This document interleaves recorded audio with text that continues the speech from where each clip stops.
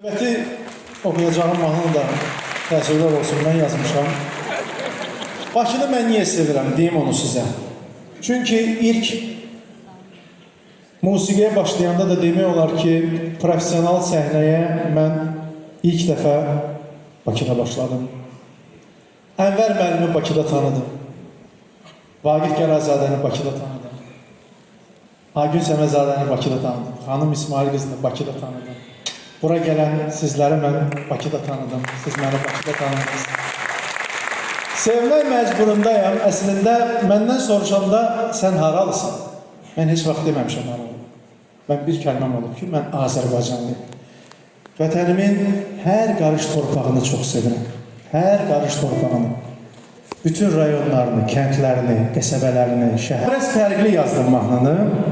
Mən Frank Sinatra'nın ifalarını çox sevirəm. Onun yaradıcılığını çox sevirəm. Və onun bir New York mahnısı var idi.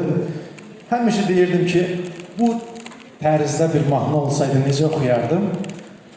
Və bir neçə ay bundan öncə belə bir təb gəldi mənə. Zamiq Əliyev, gənc yazar və reperdir, Yapon adlı.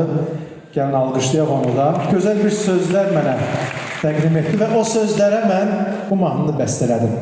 Bunun qiymətini də siz verəcəksiniz. Bakı.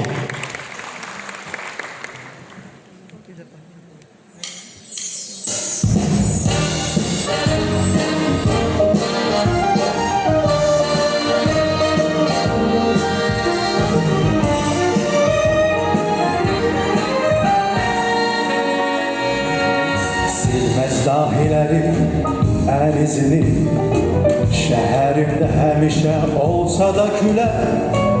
Bakı qucaqlayır Xəzər dənizini, sanki bir əzizin doğması təri.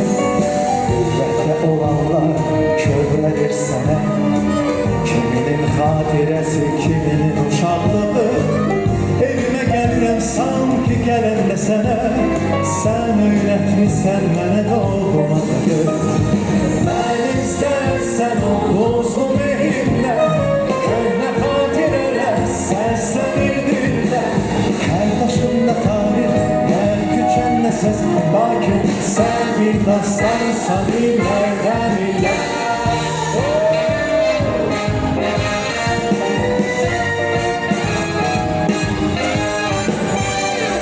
Qalasında yanır bir könül, payız axşamları işıqlı nurlu, kürəkli qürurlu biraz da dəlisən, sənin tək gözəlliyin yoxdur Bakı. Qürbətdə olanlar kövrəlir sənə, kiminin xatirəsi, kiminin uşaqlığı.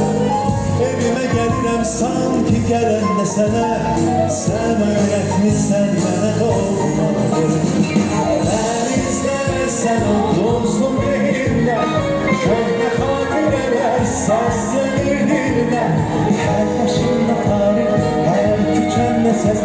Bakı, sən bir dastansan illərdən illər.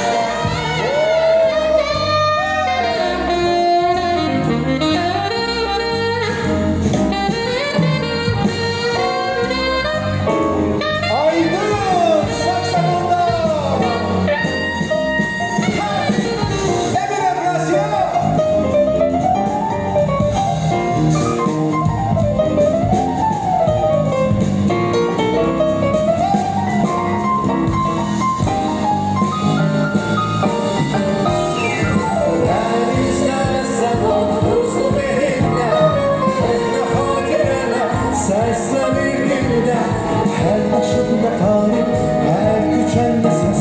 Bakı, sən bir dastansan illərdən illər. Bakı.